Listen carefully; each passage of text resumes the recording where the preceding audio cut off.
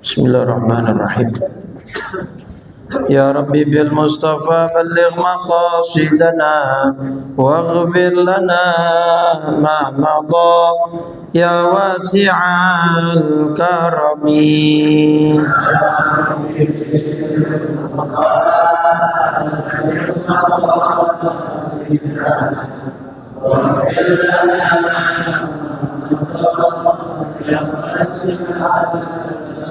Lam yahtalim qattu taha mutlaqan abada wa ma tathaba aslan fi mada zamani.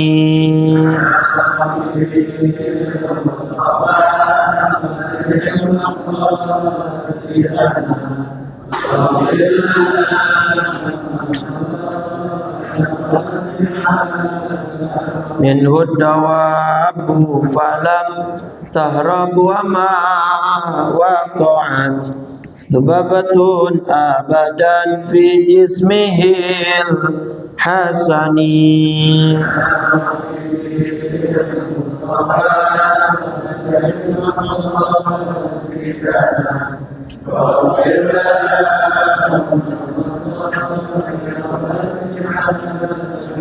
Wa qalbuhu lam yanam wal ainu qad na'asat wa la yura dhilluhu fi syamsi dhu fatini.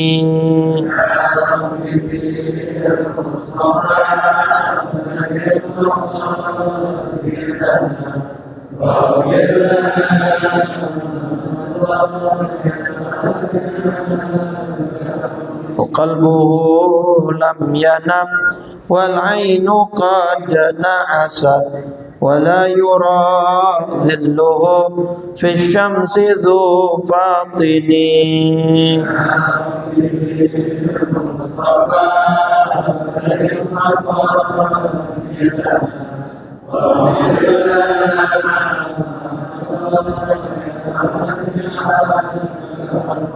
Allahumma salli wa sallim wa barik alaihi wa ala alihi. Al-Fatihah ila ruhi Rasulillah Sayyidina Muhammad ibn Abdullah wa ala alihi wa sahbihi wa mawala wa jami'i awliya illah wa asfiya illa khususan sadatina Abi Bakri wa Umar wa Uthman wa Ali wa an baqiyati sahabati wa tabi'in wa tabi'it tabi'in wa man tabi'ahum bi ihsanin ila yaumiddin wa anayna ma'ahum wa fihim bi rahmatika ya arhamar rahimin. ثم إلى روح المهاجر الله أحمد بن عيسى والأستاذ العظم الفقيه المقدم محمد بن علي بعلاوي والشيخ عبد الرحمن بن محمد السقاف وأولاده الجميع وإخوان الجميع. ثم إلى روح صاحب الراتب قطب الإرشاد وغوث العباد والبلاد الحبيب عبد الله بن علوي الحداد وأصولهم وفروعهم. ثم إلى روح مؤلف هذا الكتاب الشيخ يحيى بن شرف النووي وأصوله وفروعه. ثم إلى روح والديك الحاج أحمد مصطفى بدوي حنفي. ثم إلى روح الشيخ أحمد مرزوق بن مرصاد. ثم إلى روح الحبيب عبد الله بن محفوظ الحداد مؤسس جامعة الأحقاف. ثم إلى روح حباب سكينة بنت سيد علي بهرون. ثم إلى أرواح من علماء أهل الكندر جميعا. ثم إلى أرواح أمواتنا وأمواتكم وأموات المسلمين أجمعين.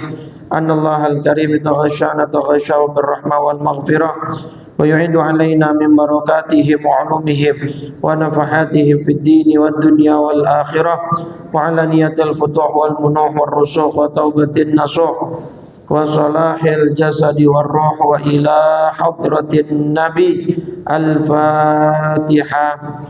أعوذ بالله من الشيطان الرجيم. بسم الله الرحمن الرحيم.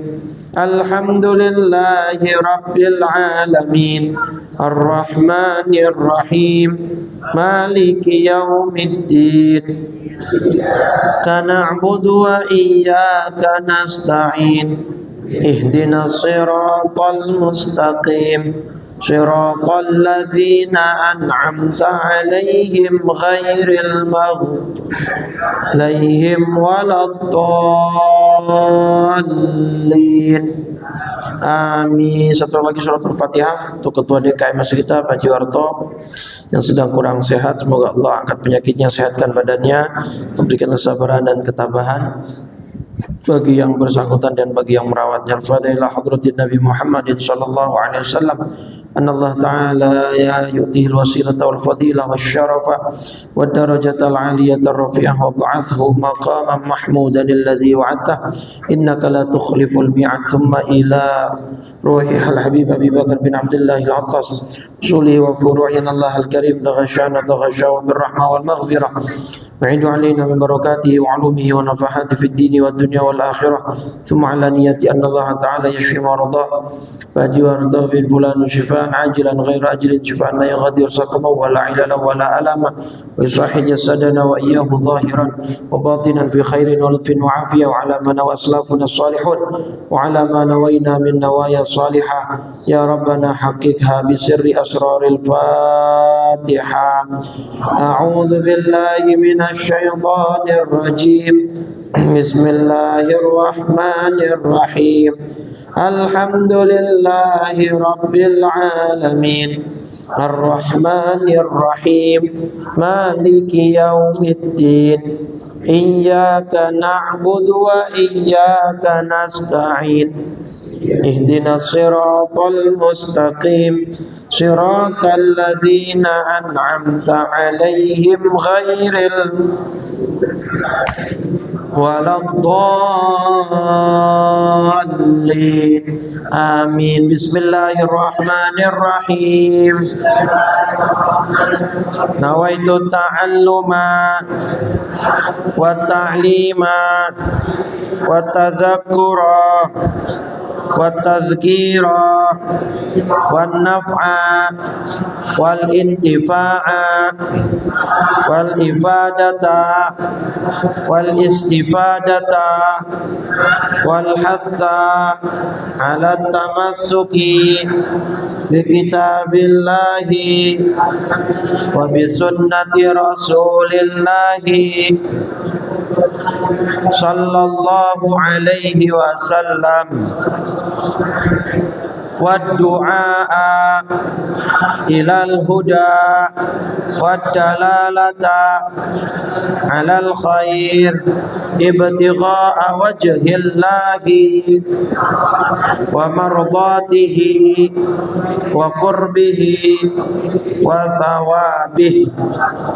بسم الله الرحمن الرحيم. السلام عليكم ورحمة الله وبركاته.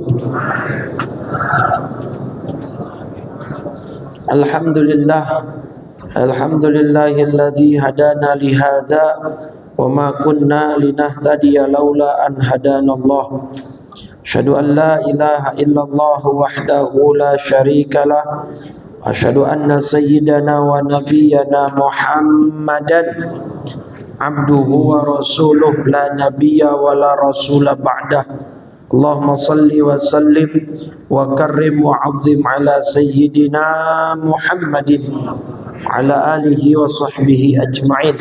Subhanaka la ilma lana illa ma 'allamtana innaka antal alimul hakim. Rabbi shrah li sadri wa yassir li amri wahlul 'uqdatam min lisani yafqahu saddid lisani wahdi qalbi bihaqqi sayyidina Muhammadin sallallahu alaihi wasallam. Amma ba'du, fa ya ayyuhal hadirun wal hadirat segenap pengurus DKM Masjid Nurul Amal, Bapak Ibu jamaah salat maghrib rahimakumullah. Alhamdulillah, malam ini Allah berikan kita nikmat iman Islam, panjang umur dalam keadaan sehat wal afiat, sehingga kita bisa hadir kembali dalam rangka menunaikan serangkaian kewajiban kita. Mudah-mudahan semuanya diterima oleh Allah Subhanahu wa taala. Salawat teriring salam tak lupa senantiasa kita curah limpahkan kepada junjungan kita baginda Nabi besar Muhammad sallallahu alaihi wasallam serta seluruh keluarga, para sahabat dan pengikutnya hingga yaumil qiyamah. Mudah-mudahan kita semua yang hadir tergolong umatnya yang mendapat syafaat dari beliau nanti di yaumil qiyamah. Amin ya rabbal alamin. Sekarang hadis Riyadhus Shalihin ke terakhir ya, 29. Oh, bab baru. Oh, jujur ya, yang itu udah berarti akhir ya. Baik, bismillahirrahmanirrahim. Qala Syekhul Muallif rahimahullahu taala wa adaman naf'a bihi wa bi barakati ulumihi wa bikum fid daraini amin radhiyallahu taala anna wa ankum. Babus sidqi, bab keempat tentang kejujuran. Qala Allah taala, Allah berfirman, ya ayyuhalladzina amanu taqullaha wa kunu ma'as shadiqin. Yaitu surat At-Taubah surat 9 ayat 119. Di situ Allah berfirman dan berpesan sekaligus, wahai orang-orang yang beriman, bertakwalah kepada Allah dan bersamalah kamu dengan orang-orang yang jujur, yang benar. Ini perintah nih ya, wa kunu, bersamalah. Jadi ada perintah untuk kita selalu berada di pihak yang benar atau yang jujur.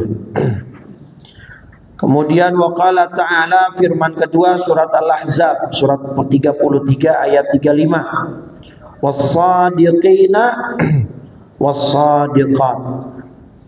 Di ayat 35 surat Al-Ahzab itu di antara yang disebut oleh Allah kriteria ya orang-orang yang baik adalah laki perempuan muslim, laki perempuan mukmin, laki perempuan yang tetap dalam ketaatan, dan was-shadiqina was-shadiqat, yaitu laki dan perempuan yang benar atau yang jujur. Itu ayat kedua. Ayat ketiga, waqala ta'ala falau sadaqallaha lakana khairal lahum. Surat Muhammad surat 47 ayat 21. Nah, ini juga Allah memberikan statement, padahal jika mereka benar-benar beriman kepada Allah, niscaya yang demikian itu lebih baik dari mereka. Shadaku, ini maksudnya benar-benar jujur dalam keimanan mereka. Ya, baik. Nah, jadi 3 ayat tadi memberikan gambaran bagaimana Allah Subhanahu wa taala itu menempatkan kejujuran di dalam kehidupan beragama dan merupakan indikator seseorang itu baik atau tidak.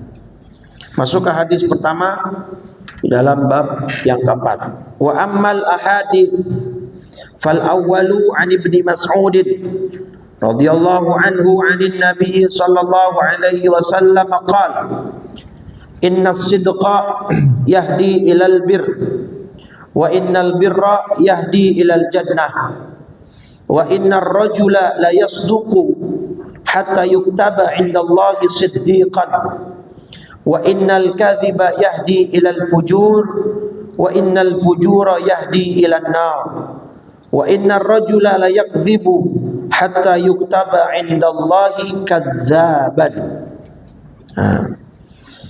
Hadis pertama dari Ibnu Mas'ud, semoga Allah meridainya, dari Nabi Muhammad sallallahu alaihi wasallam bersabda, sesungguhnya kejujuran itu membawa orang ke dalam kebaikan, ya, membimbing orang ke dalam kebaikan.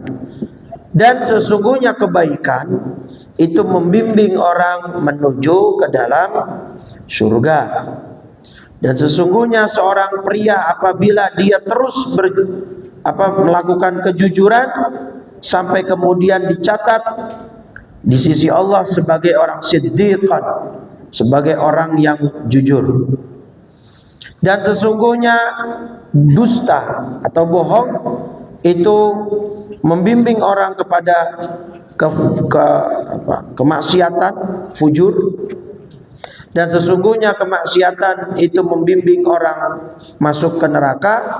Dan sesungguhnya seseorang yang terus berbohong dan berdusta itu akan dicatat oleh Allah di sisinya sebagai kadzaban, sebagai orang-orang yang suka berdusta atau berbohong. Kalau di dalam ilmu hadis, kalau ada perawi yang disematkan status kadzab, itu hadisnya udah gak bisa diterima. Jadi kan hadis itu kan Pak, ada sanad, Pak. Sanad itu dari Nabi, ya kan, ke sahabat, terus ke tabi'in, terus tabi'ut tabi'in, terus begitu sampai nanti ketemu ke 6 perawi hadis yang memiliki kitab atau disebut kutubus sittah, ya, sampai kepada nanti Bukhari, terus kepada Muslim, terus Tirmidzi, terus Abu Daud, terus Nasai dan Ibnu Majah. Nah ini terus nih nyambung ke siapa, kemudian ke siapa sampai ke mereka nanti masing-masing. Makanya hadis riwayat Bukhari. Nah karena terhenti di mereka tuh, mereka yang ngumpulin, mereka yang nyomotin, mungutin atu-atu hadis dari negeri ke negeri, dari wilayah ke wilayah. Makanya hutang kita jasa kepada mereka banyak sekali nih Pak. Jazallahu anhum, semoga Allah membalas jasa mereka, ya, Imam Bukhari, Muslim, Tirmidzi, Abu Daud, Nasai dan Ibnu Majah. Nah di antara perawi-perawi ini nanti sama Imam Bukhari, sama Imam Muslim, sama Imam Tirmidzi itu diteliti Pak. Ya, rijalul hadis ini namanya, mereka ini adalah perawi-perawi yang meriwayatkan hadis. Nah nanti dalam disiplin ilmu hadis ada namanya al-jarh wa ta'dil ilmunya. Al-jarh wa ta'dil, penilaian negatif dan penilaian positif dari seorang perawi hadis. Nanti kalau di tengah-tengah sini misalnya ada yang pendusta, tukang bohong, bahkan Imam Ghazali itu nggak nerima hadis walaupun bohongnya perawi itu bercanda. Contoh, Bapak ada kucing dalam rumah, pengen dikeluarin, Bapak begini, seakan-akan kayak mau ngasih makanan, udah sampai luar kucingnya agak dikasih, pintu langsung. Itu kan sepele, tapi bagi Imam Bukhari itu termasuk bohong walaupun kepada binatang. Itu Pak, seketat itu. Makanya kemudian nanti dampaknya adalah Sahih Bukhari dan Sahih Muslim itu dua kitab yang paling otentik, ashahul kutub ba'dal Quran, kitab yang paling otentik setelah Al-Quran, yang mungkin ada kekeliruan, kesalahan tapi sangat minim. Ya karena Imam Bukhari, Imam Muslim bukan nabi yang maksum, tapi dari kerja keras mereka sangat menyeleksi hadis-hadis sehingga makanya disebutnya Sahih Bukhari dan Sahih Muslim. Kenapa? Isinya semua disepakati oleh ulama, tidak ada satupun hadis Bukhari dan Muslim yang berstatus tidak sahih. Maka semuanya berstatus sahih. Nah, jadi dalam ilmu rijalul hadis itu sangat penting sekali tuh untuk meneliti supaya jangan ada di antara perawi-perawi atau rantai sanad hadis ini di antara mereka ada yang berbohong, dusta, nggak akan diterima hadisnya oleh para imam hadis tadi. Nah, jadi jangan dianggap sepele. Orang kalau udah biasa bohong, biasanya habis bohong sekali, bohong lagi, bohong yang kedua, bohong lagi, terus dia akan menutupi kebohongannya dengan kebohongan yang lain. Nah, itu sudah menjadi sebuah tabiat orang yang memang kerjaannya suka bohong. Mudah-mudahan kita tidak seperti itu ya. Nah, kalau misalnya bohong tapi untuk kebaikan, ada nggak konsep begitu dalam Islam? Atau boleh nggak? Main boleh-boleh aja. Boleh bohong demi kebaikan, boleh. Contohnya apa? Yang paling gampang aja Pak, Bapak bini masak keasinan. Bini Bapak masak keasinan, gak enak. Bapak jangan jujur-jujur amat. Ini bohong dikit aja bilang, gimana Pak? Ya masakannya. Jangan ditanya udah. Nggak ada di tempat lain begini. Iya Kak. Wah kan istri udah bilang tuh, suruh cobain tuh. Nih mah cobain ya. Nggak taunya kasinan. Iya tapi artinya itu kayak termasuk itu bohong demi membahagiakan istri gitu ya. Istrinya nanya, ya mama cantik gak sih? Nanyanya pas udah umur 60 lagi.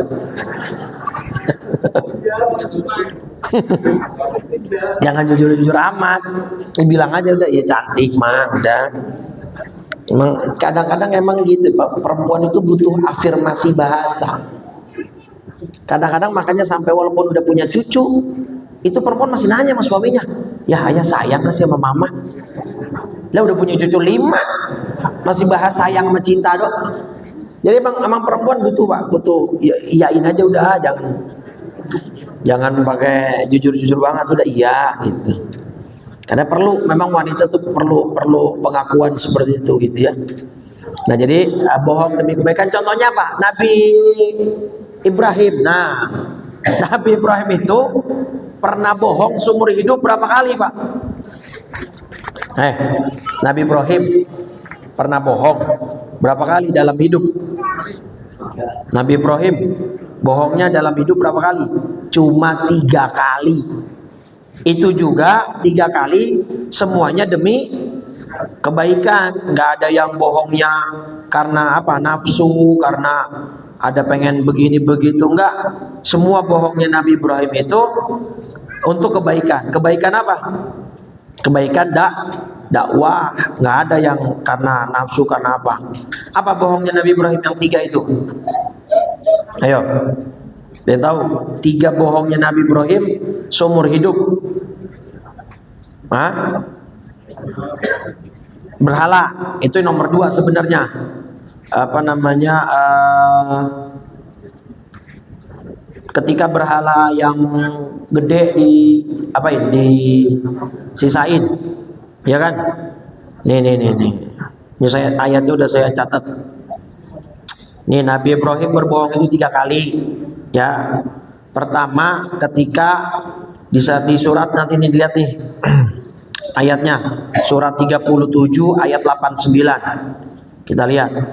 Surat 37 itu As-Saffat ayatnya 89. Nih.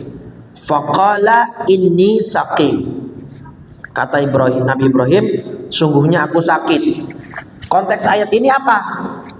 Itu kan di Babilonia, Pak. Ya, Babilonia. Mereka punya tradisi tahunan semacam festival. Itu di tempat lain. Jadi warga Babilonia keluar dari kampungnya untuk melakukan apa? Festival. Jadi nggak ada satupun yang tinggal di kampung mereka, semuanya pergi. Nah, Nabi Ibrahim melihat ini sebagai sebuah kesempatan, karena memang udah punya rencana. Rencana ngapain? Ngancurin berhala. Nah, ini ada kesempatan nih. Kalau mereka semua saat lagi festival, kampung lagi kosong, sepi. Nah, Nabi Ibrahim diajak, ayo ya orang-orang dulu mereka ngomongnya gitu, ngebahasainnya. Ayo kan namanya Ibrahim ya. Ayo kita ini festival nih gitu kan. Enggak ini sakim, saya lagi sah. Nah, jadi satu-satunya orang saat semua warga Babilonia festival, cuman ada siapa? Nabi Ibrahim di sana. Nah, itu bohong pertama. Bohong kedua dalam surat Al-Anbiya surat 21 ayat 63. Nih, surat 21 ayat 63. Apa? Ketika semua patung itu dimusnahkan kecuali yang besar kan? Nah, ketika diinterogasi, bal fa'alahu kabiruhum hadza. Kata Nabi Ibrahim, "No, sebenarnya yang ngelakuin ini patung yang besar." Niatnya Nabi Ibrahim itu buat ngebangkitin kesadaran mereka, biar mereka pada melek. Ntar kan mereka ngomong nih, sebenarnya, laqad alimta ma haula'i yantiqun. Ibrahim, engkau kan juga tahu berhala-berhala itu nggak bisa bicara. Nah, udah kejebak dah tuh. Sama strateginya Nabi Ibrahim udah kena sebenarnya. Makanya udah tahu mereka kagak bisa ngomong, ngapain lu sembah begitu. Jadi Nabi Ibrahim awalnya bohong karena memang sengaja yang patung paling besar disisakan supaya mereka mikir. Jadi bohongnya Nabi Ibrahim itu untuk kebaikan dakwah. Ya, sebenarnya mereka udah kena, Pak. Tuh kan, Ibrahim, kau kan juga tahu mereka nggak bisa ngomong gitu. Lah itu dia yang gue maksud gitu. Ngapa udah tahu kagak bisa ngomong, lu sembah-sembah. Nah, itu bohong yang kedua. Bohong yang ketiga nggak ada di Quran tapi di hadis. Apa bohong yang ketiga?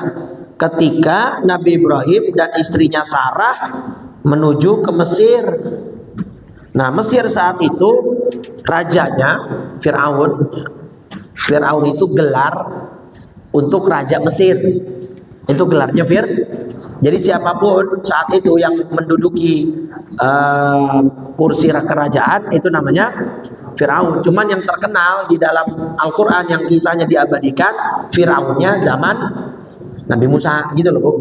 Paham nggak? Berarti di zaman Nabi Ibrahim ketika beliau masuk Mesir ya rajanya juga sebutannya apa? Ya kayak Raja Jogja tuh apa? Hamengkubuwono 1, 2, 3 sampai sekarang 12, 13 gitulah kira-kira.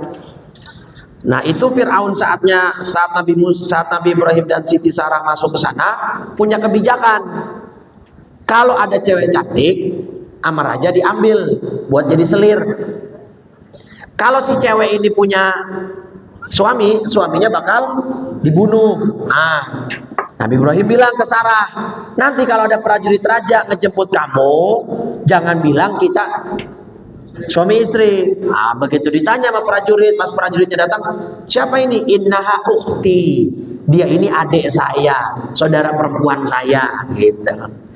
Nah, itulah 3 bohongnya Nabi Ibrahim. Itu pun ini kan sebenarnya hadis yang saya tampilkan ini hadis di padang mahsyar, Pak. Ketika orang-orang datang ke Nabi Adam minta syafaat, Nabi Adam bilang nggak bisa. Wong saya aja makan buah terlarang.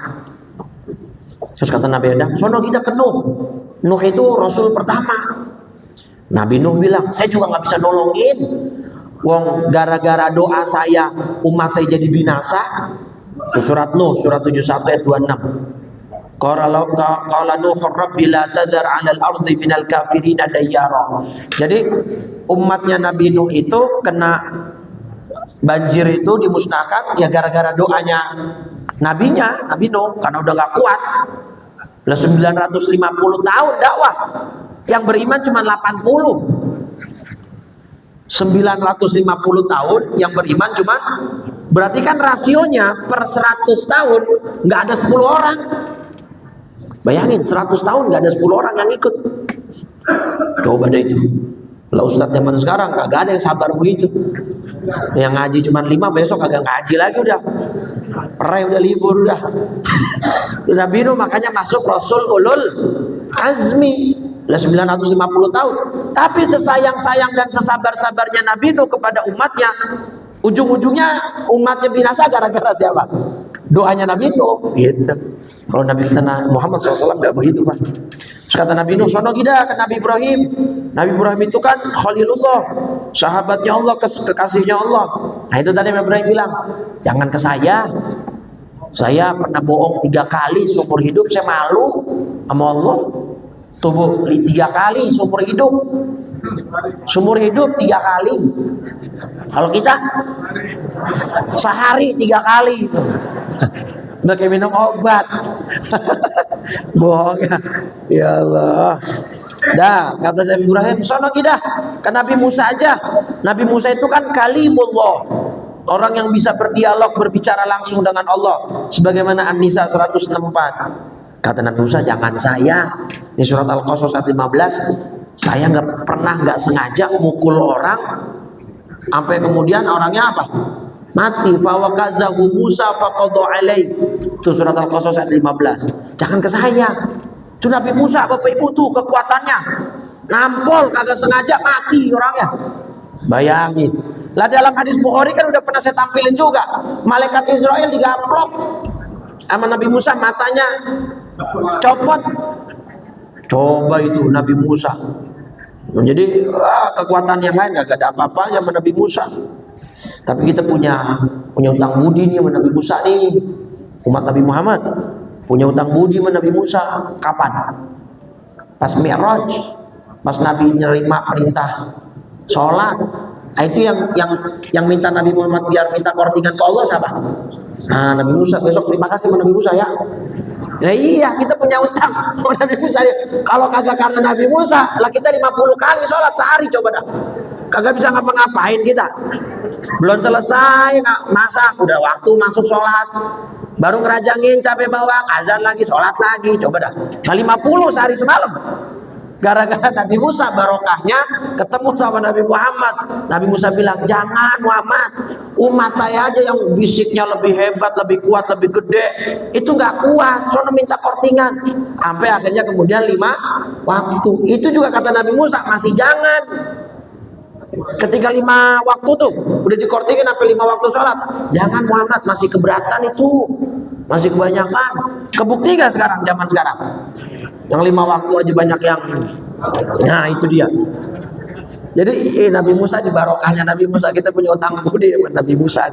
Kata Nabi Musa, jangan ke saya, sono kita ke Nabi Isa. Nabi Isa kan Ruhullah. Ya artinya beliau punya julukan Ruhullah kan, Kalimatullah. Kata Nabi Isa, jangan saya. Surat At-Taubah ayat 30, mau gara-gara saya orang banyak yang tersesat, saya dijadikan Tuhan. Nah, baru dari Nabi Isa nanti orang-orang yang minta pertolongan di padang mahsyar diarahkan ke Nabi Muhammad sallallahu. Nah, baru Nabi Muhammad yang menghadap ke Allah, Anallaha, gitu kan. Terus kemudian apa? Nabi fakhar sajidan. Nabi sujud, Pak.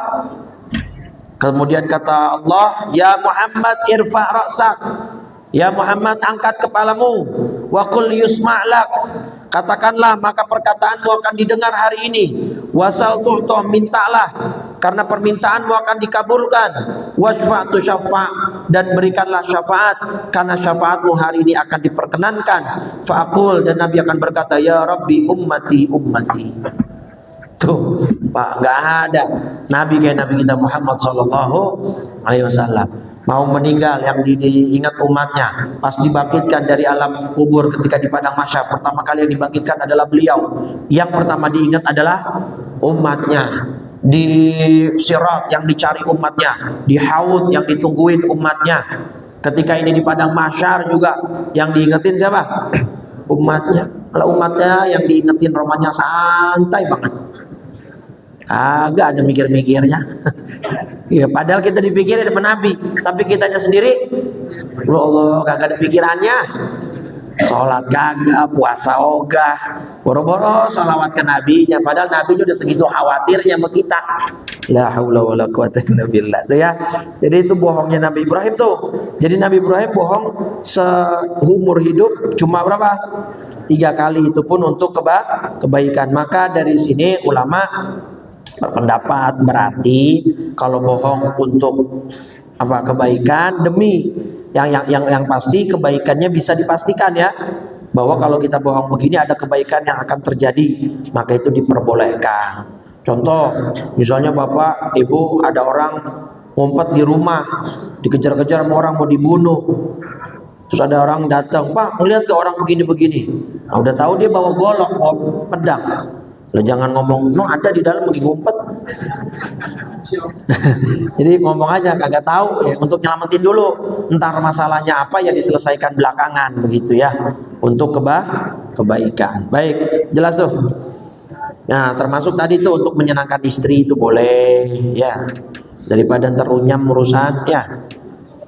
Hadis kedua, Ats-tsani an Abi Muhammad Al-Hasan bin Ali bin Abi Thalib radhiyallahu anhuma, hafiztu min Rasulillah sallallahu alaihi wasallam, da' ma yaribuka ila ma la yaribuk, fa inna as-sidqa tuma'ninatun wal kadhiba ribatun. Ya, rawahu Tirmidzi wa qala haditsun sahih.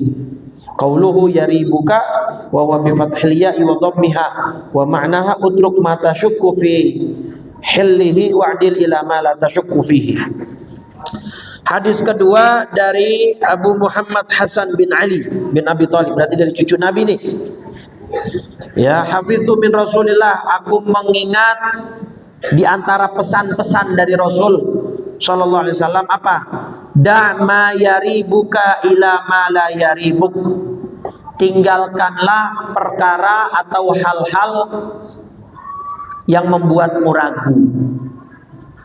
Tinggalkanlah hal-hal atau suatu urusan atau perkara atau apapun yang membuat kita ragu menuju sesuatu yang tidak kita ragu. Artinya kalau ada hal-hal yang dalam hati kayaknya nggak nyaman, masalah kerjaan kah, masalah apapun, maka tinggalkan yang meragukan.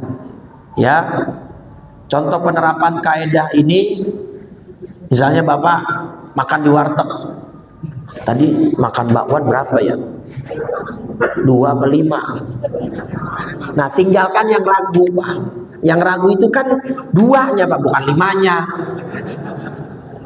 2 sama 5 kan, kalau kita bayar cuma 2, ternyata makannya 5, lah kan ada selisih 3. Mendingan kita bayar 5. Kalaupun ternyata makannya cuma 2, ya setidaknya ada sedekah kita masuk.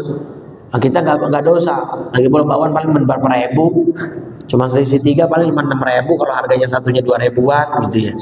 Jadi jangan tinggalkan yang meragukan. Termasuk sholat, lupa rakaat 2 atau 3. Nah, yang ragu ini kan yang 3-nya, Pak. Maka ambil yang 2, yang sedikit. Walaupun nanti pada kenyataannya memang rakaatnya udah 3 sebenarnya, akhirnya dia jadi 5 rakaat sholatnya, nggak apa-apa. Karena kita mengambil yang yakin. Paham gak ini? Ini masuk ke kaidah fikih dulu. Al yaqinu la yuzalu bisyak. Nah, ini berbanding lurus dengan kaidah tadi dari hadis. Da'ma yaribuk, ya, yaribuka ila ma la yaribuka. Gini, pertama, al-yakin, keyakinan itu tidak bisa dihilangkan, tidak bisa dihapus dengan keraguan. Nih, al-yakin nomor 1, ini nomor 2. Nomor 1 bunyinya keyakinan tidak dapat dihilangkan dengan keraguan. Contoh tadi, contoh penerapannya, lupa rakaat 2 atau 3, yang yakin yang mana? Yang 2 pasti udah kan, berarti kan? Yang ragu ini udah 3 atau belum kan gitu. Maka status yang 3 ini tidak bisa kemudian menghapus status yang 2. Artinya yang diambil yang pasti. Yang pasti yang yakin yang mana? Yang 2. Maka anggaplah itu masih rakaat kedua gitu. Wudu udah batal atau belum? Nah, yang udah pasti yang mana, Pak? Belum. Bapak kan udah wudu nih. Udah wudunya tuh pasti, ingat, yakin betul udah wudu. Orang udah sholat. Nah, cuma Nabi sholat, tadi syak nih di jalanan. Tadi gue di jalanan ngentut nggak ya? Atau nggak ya? Itu kan ragu tuh. Nah, maka kalau ragu tidak bisa menghilangkan keyakinan. Berarti statusnya ibu belum batal. Kalau ragu. Paham ini? Jadi ketika bapak ibu ragu, ya udah sholat langsung. Karena yang diambil adalah hukum yang yakin. Gitu. Malah kalau dalam mazhab Syafi'i, kalau bapak ibu wudu dalam keadaan nggak yakin wudunya udah batal atau belum, itu wudunya nggak sah yang kedua. Kenapa? Karena dibangun di atas ketidakyakinan. Kalau bapak yakin batal, ibu yakin batal, berarti wudhunya wudhu baru. Kalau yakin belum batal, berarti wudhu kedua tajdid namanya, memperbaharui wudhu. Yakin soalnya. Tapi kalau bapak ibu wudhu di atas keraguan, wudhu yang kedua statusnya apa? Nggak jelas itu. Maka bisa nggak sah, ya artinya niatnya.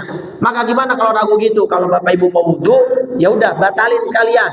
Pipisin dulu kek, tentutin dulu kek, gitu loh. Pegang dulu kek istrinya, suaminya. Nah, dalam mazhab Syafi'i kan batal antara suami istri. Itu untuk meyakini bahwa ketika kita mau wudhu, kita udah yakin kalau kita udah batal, gitu. Jelas ya? Nah, terus yang poin di dalam hadis kita ini selanjutnya, fa inna sidqa tuma'ninah. Dan sesungguhnya kejujuran itu adalah ketenangan. Tumanina kan tenang ya. Jadi kalau orang hidupnya jujur itu akan apa? Tenang. Gak akan dihantui rasa bersalah, rasa takut, rasa cemas. Kenapa? Karena kita jujur. Wal kadhibu ribatun. Dan dusta atau bohong itu adalah sumber kegelisahan, sumber kecemasan. Ya kecuali orang-orang yang emang udah kelakuannya bejat, dia bohong tenang-tenang aja, emang udah jauh dari kata benar dan jujur, gitu ya. Nah maka ini ajaran dari Nabi, dan Nabi kita Muhammad SAW, panutan kita, junjungan kita, orang yang paling jujur. Itulah kenapa Siti Khadijah kelepek-kelepek dibuatnya. Ketika Nabi membawa dagangan Siti Khadijah kemana? Ke Syam. Itu kan yang nemenin siapa? Nah, seorang pria nih, cuman namanya kalau di Indonesia kebanyakan yang pakai perempuan. Siapa nama budaknya Siti Khadijah saat itu?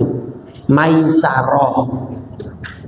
Maisarah kan kalau di kita nama perempuan. Nah, tapi itu nama laki-laki yang dulu menemani Nabi dalam berdagang. Ketika ini jadi orang suruhannya Siti Khadijah nih. Nah, Siti Khadijah dapat laporan tentang semua perilaku Nabi Muhammad dari Maisarah ini. Jadi Maisarah ini laki, jangan dianggap perempuan. Nah, dari situlah kemudian Siti Khadijah merasa tertarik dengan sikap Nabi Muhammad SAW. Dari situlah kemudian Siti Khadijah meminta untuk paman-pamannya mendatangi Nabi Muhammad SAW, untuk kemudian Nabi Muhammad dijodohkan dengan Siti Khadijah. Dan akhirnya kan Siti Khadijah menjadi wanita yang tidak tergantikan. Siti Khadijah itu di dalam hati Nabi, sampai Siti Aisyah cemburunya luar biasa. Pernah suatu saat dalam hadis, Siti Aisyah saking cemburu itu kelepasan. Tilkal ajuzah, itu nenek-nenek udah mati. Qad abdalakallahu khairan minha, itu bahasa kasarnya gitu. Itu nenek udah mati, engkau udah diberi ganti yang lebih baik daripada dia. Maksudnya siapa? Siti Aisyah. Ini saya nih udah ada, perawan, masih muda, cantik. Itu udah meninggal, udah tua meninggal. Itu di situ Nabi marah betul, Pak. Wallahi, demi Allah, ma abdalani Allahu khairan minha. Allah tidak pernah mengganti yang lebih baik daripada Khadijah. Kenapa? Satu alasannya, dia beriman saat orang-orang tidak percaya kepada saya. Dia membantu saya dengan hartanya di saat orang-orang mencegah dan memboikot saya. Dan dari dia saya dapat anak keturunan yang tidak saya dapat dari perempuan yang lain. Kecuali Mariatul Qibtiyah, itu kan dapatnya Ibrahim, laki-laki. Itu pun meninggal di waktu kecil. Jadi 7 putra putri Nabi. Ini udah sering saya ulang nih. Di kitab Tauhid yang udah kita khatamin juga udah kita bahas. Putra putri Nabi 7. 6 tuh dari Siti Khadijah. 1 dari Mariatul Qibtiyah, itu pun Ibrahim doang. Dan kita tahu semua anak laki-laki Nabi wafat ketika masih kecil. Berarti otomatis Nabi dapat keturunan dari siapa? Siti Fatimah. Siti Fatimah putrinya siapa? Siti Khadijah. Jadi Siti Khadijah itu dalam hati Nabi nggak tergantikan. Itulah yang kemudian membuat Mbah Maimun Zubair dapat kemuliaan, Bapak Ibu. Kalau kata guru saya, Habib Abdurrahman, Mbah Maimun ini cerdas. beliau ngegandulnya lewat Siti Khadijah. Mbah Maimun itu paling suka sama qasidah Sa'duna fid dunya fauzuna bil ukhra bi Khadijatal kubra wa Aisyatar ridha. Jadi tawasulnya Mbah Maimun Zubair itu keseringan lewat Siti Khadijah. Nah, orang yang menempati nomor satu di hatinya Nabi Muhammad SAW, ya tentunya dengan Siti Fatimah. Ya kan Siti Fatimah juga dari Siti Khadijah dapatnya. Makanya sekarang Mbah Maimun faktanya apa? Wafatnya sesuai permintaan beliau. Beliau itu minta doa sama Allah supaya wafatnya di hari Selasa.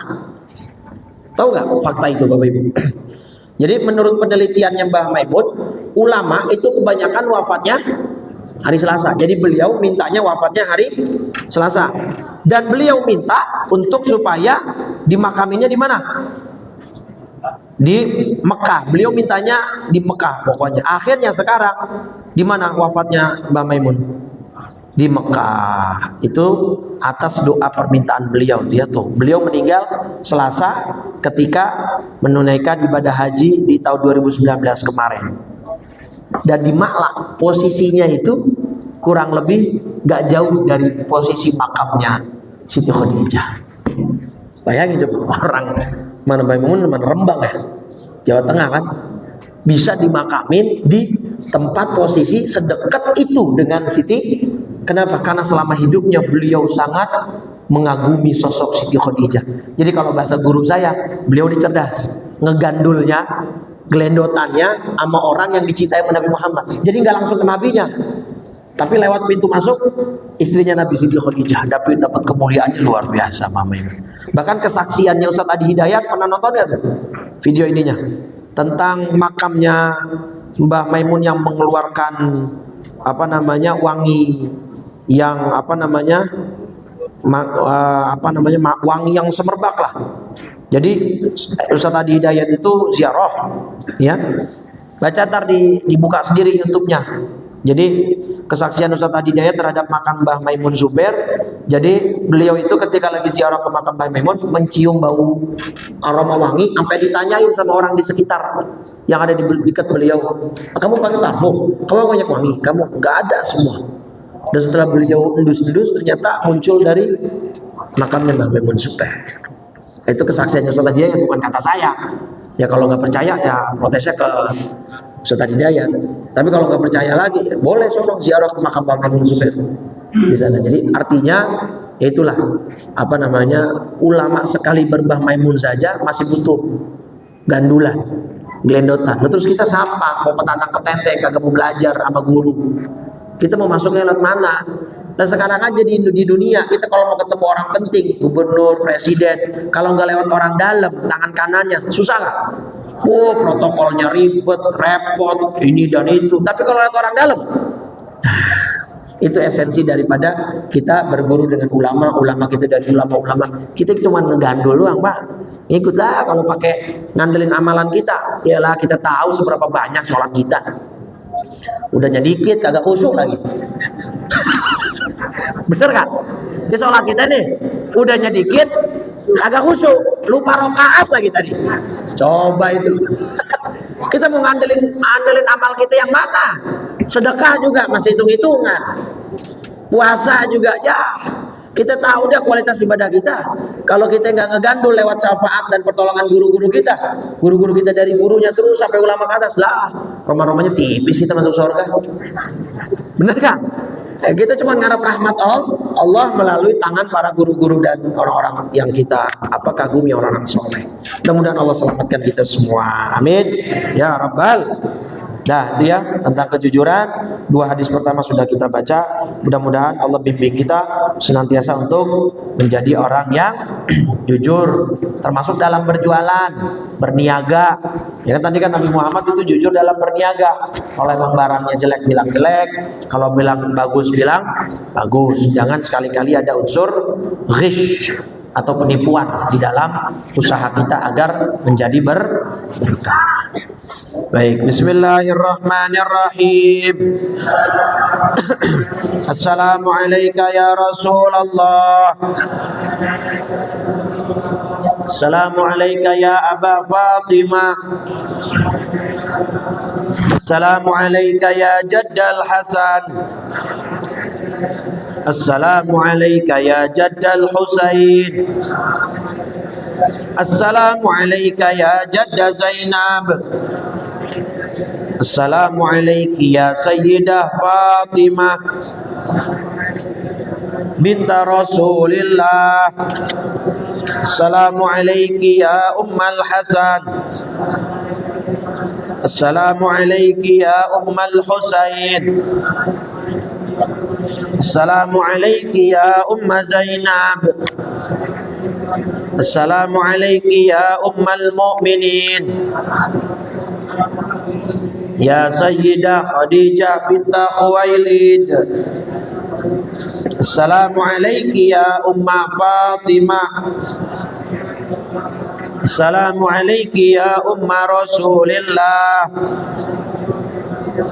Ya Sayyidah Aminah binta Wahbin. Assalamualaikum ya Amiral Mu'minin. Ya Ali bin Abi Talib. Assalamualaikum ya Abul Hasan. Assalamualaikum ya Abul Husain. Assalamualaikum ya Aba Zainab. Assalamualaikum ya ummata Muhammad fi masyariqil ardi wa magharibiha al ahya'i minkum wal amwat wa rahmatullahi wa barakatuh. Afdalu ma qultuhu ana wan nabiyyuna min qabli. La ilaha illallah. La ilaha